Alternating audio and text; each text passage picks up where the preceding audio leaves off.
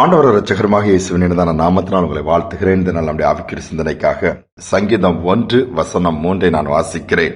அவன் நீர்க்கால்களின் ஓரமாய் நடப்பட்டு தன் காலத்தில் தன் கனியை தந்து இலையுதிராதிருக்க மரத்தைப் போல இருப்பான். அவன் செய்வதெல்லாம் வாய்க்கும். இந்த இடத்துல பார்க்கும் பொழுது அவன் செய்வதெல்லாம் வாய்க்குமாம், காரியம் எல்லாம் ஜெயமாய் முடியுமாம்.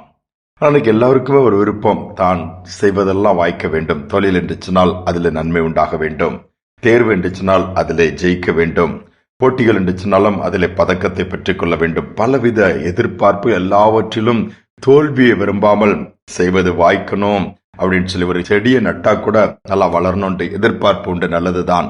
ஆனால் அவைகள் தான் வாய்க்காமல் போய்விடுகிறதே.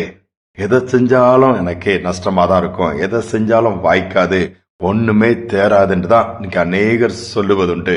படித்தும் எனக்கு வேலை கிடைக்கவில்லை, பிரயாசப்பட்டு அதற்கான பலன் இல்லை, முயற்சி எடுத்தும் தோல்விகள் தான் தொடர்கிறது, என் வாழ்க்கை இப்படி இருக்குது, நான் பார்த்து செய்தும் கடைசியில முடிவு இப்படி ஆயிடுச்சுன்னு சொல்றீங்களா? நீங்கள் செய்வதெல்லாம் வாய்க்க வேண்டும் என்று சொன்னால் வேதம் தெளிவாக 1ஆம் சங்கீதத்திலே சுருக்கமாக 2 வசனங்களில் அது சொல்லப்பட்டிருக்கிறது. என்னவென்று பார்ப்போம் என்றால், துன்மார்க்கருடைய ஆலோசனைகள் நாம் நடக்கக்கூடாதாம். ஆலோசனை கொடுக்கிறவங்க அல்லது நாம் கேட்கிற ஆலோசனைகள் சரியாக இருக்கிறது, அது நலமானதா என்பதை பார்க்க வேண்டும். பாவிகளுடைய வழியில போய் நம்ம நின்னோம்னா நாமும் பாவம் செய்ய வேண்டிய நிலைமை தான் வரும். அடுத்து பரியாசக்காரர் உட்கார்ந்து மற்றவர்களை அற்பமா எண்ணி மற்றவர்களை மட்டம் தட்டி கேலி பண்ணி அந்த கூட்டத்திலையும் இருக்கக்கூடாது, அது ஆண்டவருக்கு பிடிக்காது.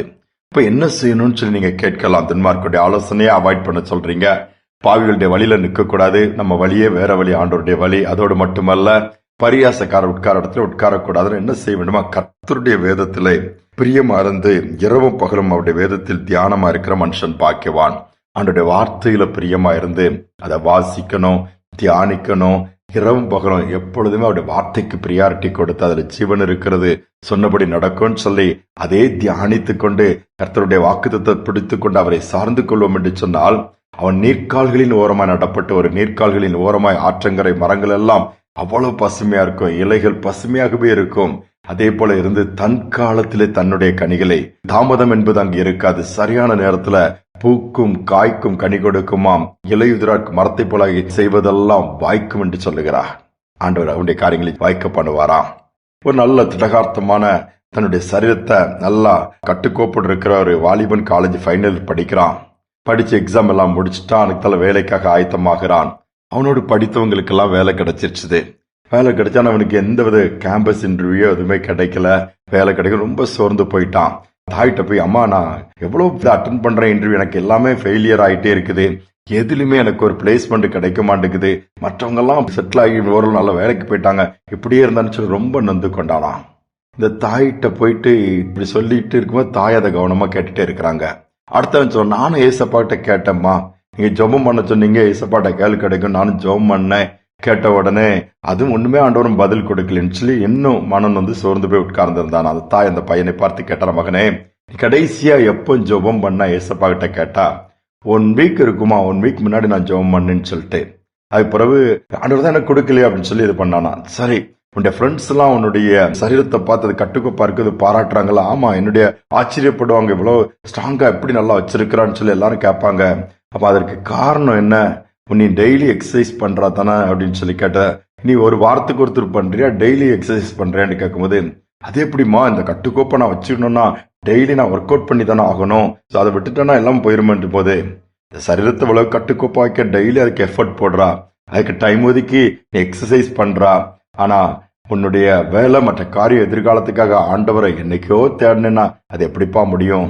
டெய்லி அவரை தேடணும்ல, வசனம் அதுதானே சொல்லுதுப்பா, கர்த்தருடைய அவருடைய வல்லமையை நாடுங்க, அவருடைய சமூகத்தை நித்தமும் தேடுங்கன்னு சொல்லி, அவருடைய சமூகத்துல நீ டெய்லி நேரத்தை செலவழிச்சேன்னா அவனை எப்படி கைவிடுவாரு? முதலாவது தேவனுடைய ராஜ்யத்தை தேட சொல்லியிருக்காருலா, நிறந்தா தேடிப்பாரு, நீ செய்வதெல்லாம் வாய்க்கொண்டு ஒரு அறிவுரை சொன்னாங்களாம். ஆமாமா, அது உண்மைதான், நான் என்னைக்கோ ஜபிச்சேன் கிடைச்சிடும் இல்ல, இன்னிலிருந்து நான் அவருடைய சமூகத்துல நேரத்தை செலவழிப்பேன்னு சொல்லி ஒப்பு கொடுத்தானாம். நடந்தது என்ன தெரியுமா? தேவன் அதற்கான வாய்ப்பை கொடுத்து அவனை ஸ்போர்ட்ஸ் கோட்டாவிலே நல்ல வேலை கிடைக்கக்கூடிய, அதுவும் அரசு வேலை கிடைக்கக்கூடிய வாய்ப்பை கொடுத்து விட்டாரா? ஏன் நமக்கு செய்யக்கூடாது?